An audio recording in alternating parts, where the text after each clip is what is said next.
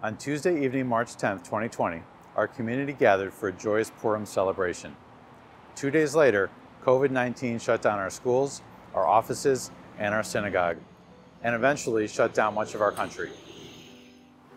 Members of our community endured the challenges of a pandemic: sickness, passing of relatives and friends, isolation, and frustration. And Temple Ohabei Shalom suffered. We lost tuition when we were forced to close our schools.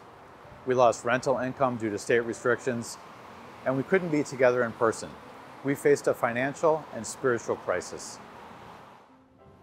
Many challenges remain, but we've made it through the darkest hours of this crisis together, and we've come out stronger than we were before.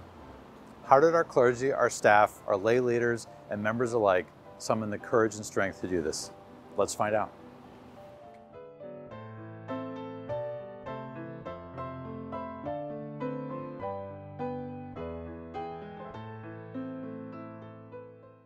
How did we do this? By being who we are. Ohabei Shalom means lovers of peace. At the core of our community is love. Love and connection, caring for one another and lifting each other up through acts of chesed, abundant compassion, connecting to our tradition and history and to one another through sorrow and joy and all that life brings.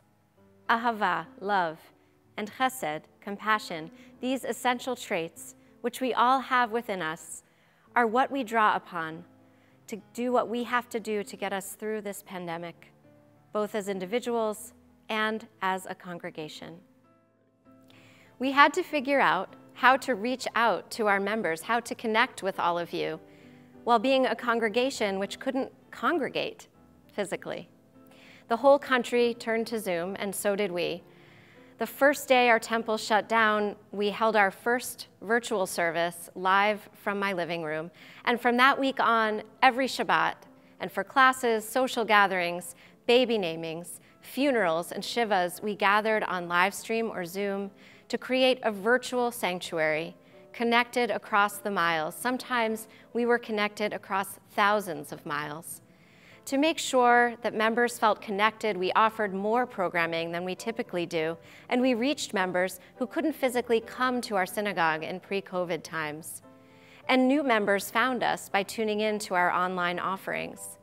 As months went on, our new members connected to our longtime members, and new bonds were created. The 2020 B'nai Mitzvah class was our largest in years. About half the class had celebrated their B'nai Mitzvah in our historic sanctuary, but many would not. Instead, leading services, chanting Torah, and sharing their insights with only their family present, and Rabbi Berkman, myself, and others in attendance over Zoom. Given the constraints, we adapted to provide the best experience we could. When our schools closed in March of 2020, we had no idea what was ahead. We are so grateful that TCE was able to reopen in the summer of 2020. Since then, our schools have been a safe place for children and families. We invested in HVAC upgrades, enhanced cleaning procedures, added weekly COVID testing, and purchased the appropriate PPE. We welcomed 75 children to the TCEE in the fall of 2020, and our after-school program, Home Base, was able to open for the full day to support remote and hybrid learning for 30 children from the Brookline community. Thanks to our generous families and the Paycheck Protection Program funds, we were able to pay all of our teachers and staff. The sounds of joyful children and laughter filled our hallways. Last year, we ran 2 versions of ARS, one fully virtual and one fully in person, to accommodate the needs and desires of our families. Both programs were highly successful and well attended. It's important to us to meet our members where they are, providing opportunities to learn and celebrate their Jewish lives.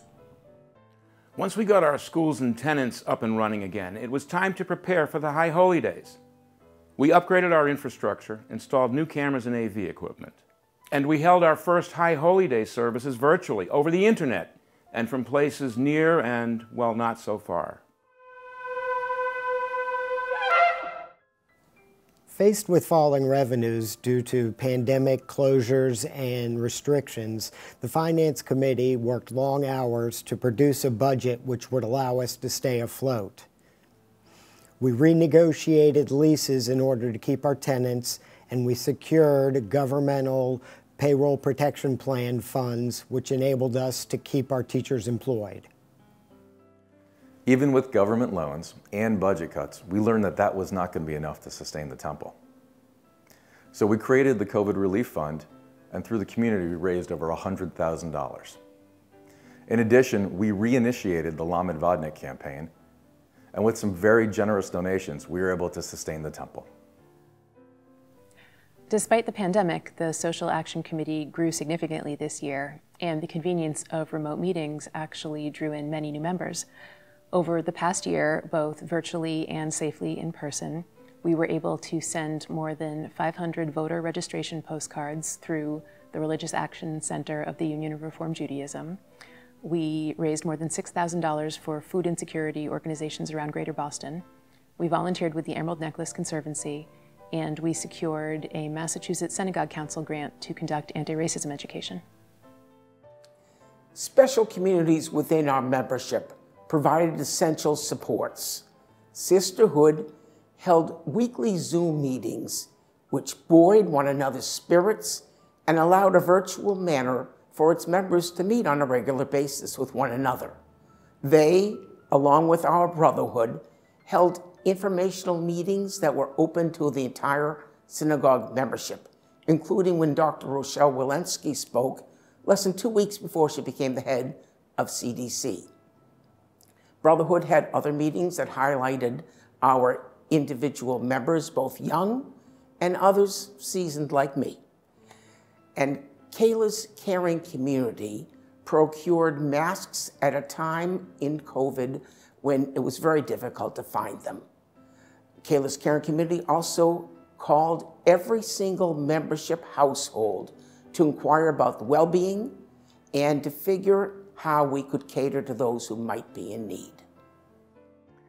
Not only did we continue our programming virtually, but we added new classes to our adult learning series, Torah study, and developed innovative new programs such as our cooking competition, TOS Chopped, our virtual Purim celebration, and our B'nai Mitzvah launch for 5th graders.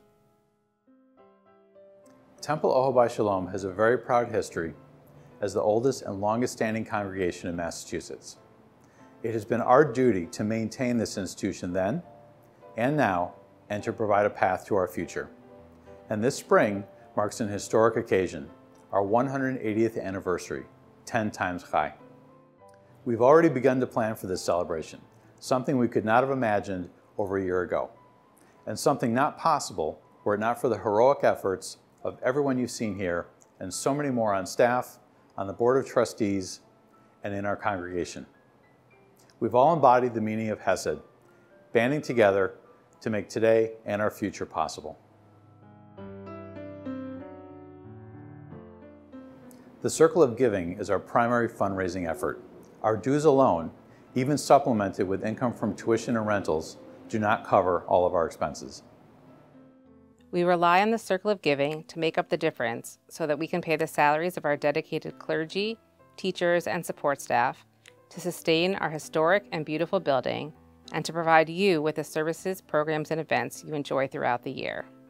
This year, we are committed to having a complete circle with every member of our community contributing.